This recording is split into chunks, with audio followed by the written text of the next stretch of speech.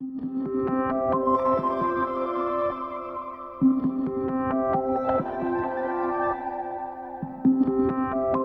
tell me your name and tell me a little bit about yourself. But you don't have to be like, hey, I'm Tyler.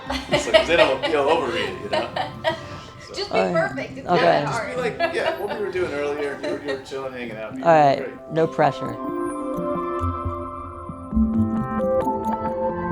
So there was a group of us kids in the neighborhood. We all had permission to ride on this farmer's property. And there was this dirt pile. If I would have came from the front of the dirt pile, I would have noticed there was no dirt to land on the other side. But since I was already lined up in the back of the dirt pile, I went ahead and went and jumped it. And then on the other side, there was no dirt to land on. So it was a 20-foot fall. And after that, I just blacked out. Is there like something behind there? Yeah, it's there. Okay. So this is the helmet that actually I wore when I had my accident. You left it just the same, huh? Yep, I left it the same, kept it. People ask me all the time, why'd you keep it? I was like, well, it was a big impact in my life at the time and something I wanted to keep along with me. It saved my fucking life. If it wasn't for that, I wouldn't be here, to be honest. I accept that I'm in a wheelchair. I've accepted that a long time ago. There's nothing you can do about it. All you gotta do is move forward in life and accept what you have and learn from the situation and try to make the best out of it. For the first couple years after being paralyzed, it was very difficult. People didn't come up to you the same, approach you the same, even friends that knew you when you could walk. And then as time went on, I just, made the best of my situation. I still like to be adventurous and go out and try new things.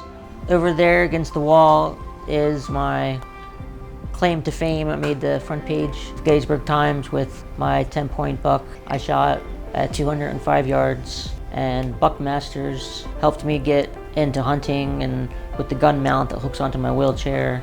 And how I shoot the gun, it's actually a tube that goes into a fish tank for oxygen. Sip on the tube and it'll pull the trigger for me. Tell me about that. What's that teddy bear hand? Oh, that's Ted. Ted? From the movie Ted. Got it at Spencer's. I was like, fuck yes, you gotta get Ted. I was like, that's why it's there. Everybody? All these hats I have, I blame it on COVID. I just let my hair grow and grow and grow. And then I was like, my hair is way too long to maintenance. So I started buying a whole bunch of hats that I like. I basically coordinate my hats off my outfit. Oh, he has style. He has style. Both doors are full of shoes, and I got a rack of shoes in the closet. You gotta look good when you're going out places, even if you're not going anywhere special. I would always look in the mirror, make sure I look good before I went out. My mom used to say, if you look in that mirror any longer, it's gonna break. My mom encouraged me a lot to, just because I'm disabled doesn't mean there's things I can't do. I was never at home. Like I was in Boy Scouts. I was always in like some sort of after school activity, doing something. I mean, it was always tough love. Our family just tells it straightforward, how it is. There's no beating around the bush. Anytime Tyler wanted to, that's it, I don't feel like getting up today, Mom, and he would just, Mom's like, no, you're getting up. We gotta get in the wheelchair. We gotta get going. I'm like, that's why Tyler lives here. He lives by himself in an apartment, independently, does all, right?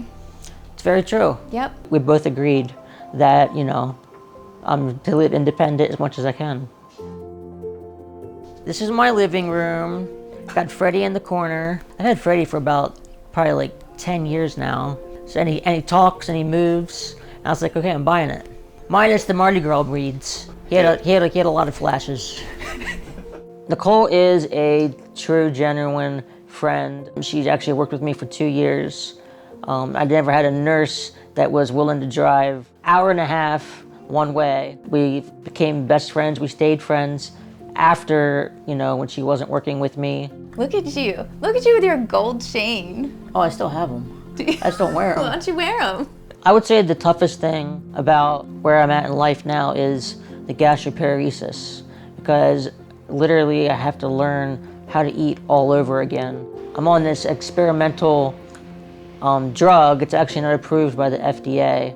Hopefully this experimental drug keeps working, because if it doesn't, the next step would be hospice. And that's definitely not what I want. I mean, that's not a way for anyone to live. And if it wasn't for people that I know that love me, family members, Nicole, people like that, I done would have said no, and I give up. You met Michael Jordan? Yes, I did, back in 1998. At his Michael Jordan restaurant, he came around to our table, we're talking, he's signing stuff for us, basketball, jerseys. And I asked him, can you give us tickets to a game? So he gave us 4 floor seats. On our way down, the handicap van breaks down, and we never make it to the game. Did you get a refund or anything? Like what happened? It's not like I had this Michael Jordan's phone number. Hey man, our van broke down. Can you give me another 4 floor seats? So if Michael Jordan gets a hold of this at any point in time, you know, maybe we could try it again. Yeah. She loves you. Oh, look at you, Daisy. Prove it. Not the beard, not the beard. I would say at the end of the day, for anyone out there that has any struggles, we all go through them. At the end of the day, you just need to try your best to get through whatever is going on in life. And if you can do that, then you can do anything.